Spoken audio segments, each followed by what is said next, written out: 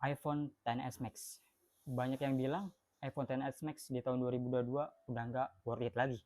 Dengan alasan kameranya udah nggak menarik, karena nggak punya ultrawide dan nggak punya night mode, dan chipsetnya gampang drop alias cepat panas pada saat digunakan untuk bermain game lama-lama.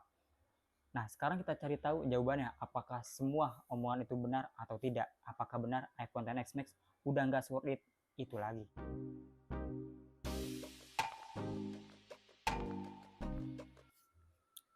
Oke, so beberapa hari lalu gue dilema antara mau beli iPhone XS Max atau iPhone 11 karena budget cuma ada di kisaran kedua HP ini. iPhone 11 punya keunggulan dari segi chip dengan A13 Bionic yang sudah pasti lebih kencang dari A12 Bionic yang ada di XS Max.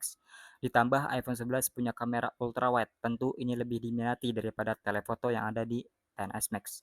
Tapi pilihan gue jatuh kepada XS Max dengan alasan bahwa desain iPhone 11 mirip dengan iPhone XR. Dari pengalaman pribadi, pakai iPhone XR ngerasa kurang puas dengan ukuran layar dan bezel yang lebih tebal. Dari segi chipset, di iPhone 11 memang lebih unggul dan ini pasti membuat pengalaman bermain game lebih baik. Tapi gue pribadi merasa A12 Bionic itu sudah cukup kencang. Jadi untuk mengobati rasa penasaran gue, apakah layar besar akan menambah kepuasan pemakaian gue atau enggak, maka XS Max lah pilihan gue. Sebelum curhat lebih jauh, kita bahas sedikit tentang spek HP ini. Untuk build quality, kedua HP ini sama-sama dilapisi Gorilla Glass depan dan belakang. Perbedaan ada di framenya, iPhone 11 dengan aluminium frame, sedangkan XS Max dengan stainless steel. Di sini kita tahu bahwa desain iPhone XS Max akan terlihat lebih mewah dan elegan. Beratnya sendiri, iPhone 11 ada di 194 gram, sedangkan XS Max ada di 208 gram. Ini angka yang wajar mengingat iPhone XS Max memiliki layar yang lebih besar. Perbedaan kedua ada di panel layar HP ini. iPhone 11 sama seperti XR dengan Retina IPS LCD, sedangkan XS Max dengan Retina OLED dan mendukung HDR10 serta Dolby Vision.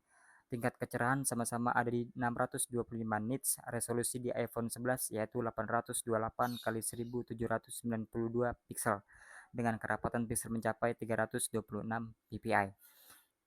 Sedangkan di iPhone XS Max lebih unggul dengan resolusi 1242 x 2688 pixel dengan kerapatan pixel mencapai 458 ppi.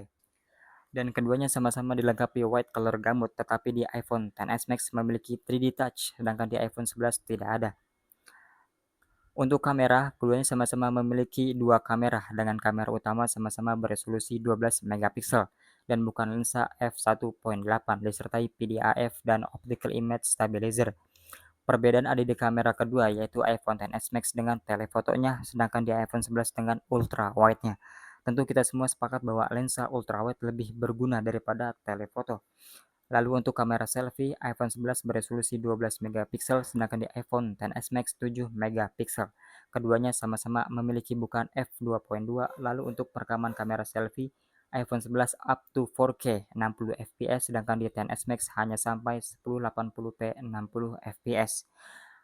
Dari segi baterai, iPhone XS Max di atas kertas lebih besar dengan kapasitas 3174 mAh, sedangkan di iPhone 11 3110 mAh. Untuk kecepatan cas sendiri, iPhone 11 support 18 watt, sedangkan di XS Max hanya sampai 15 watt. Oke, sekarang gue mau bahas soal 3 perbandingan yang akan menjadi pertimbangan teman-teman untuk membeli salah satunya. Dari kamera, iPhone 11 lebih baik dari segi hasil tangkapan maupun fiturnya.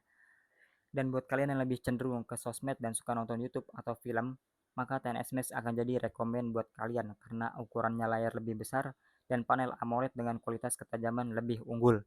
Gue pribadi merasa sangat puas dengan display XS Max selama pemakaian kurang lebih 1 minggu ini. Dan ini yang akan menjadi pertimbangan terakhir kalian. Sesuai rumor yang beredar bahwa XS Max cepat panas dan frame drop saat bermain game, dan gue akui itu benar. Tetapi saat gue uji coba dengan kipas kemarin tepatnya malam pertama bulan Ramadan, gue push rank main PUBG dari jam 11 sampai jam 3 dini hari. Dengan keadaan HP sambil dicas, ternyata iPhone XS Max bisa menghasilkan performa yang stabil dalam kondisi menggunakan kipas mini di ruangan non AC dan dengan data internet tanpa WiFi. Di sini gue bisa mengambil kesimpulan bahwa A12 Bionic itu masih cukup mumpuni. Selama kita bisa menjinakkan suhu panas dan sinyal yang baik, maka pengalaman bermain game akan berjalan dengan lancar.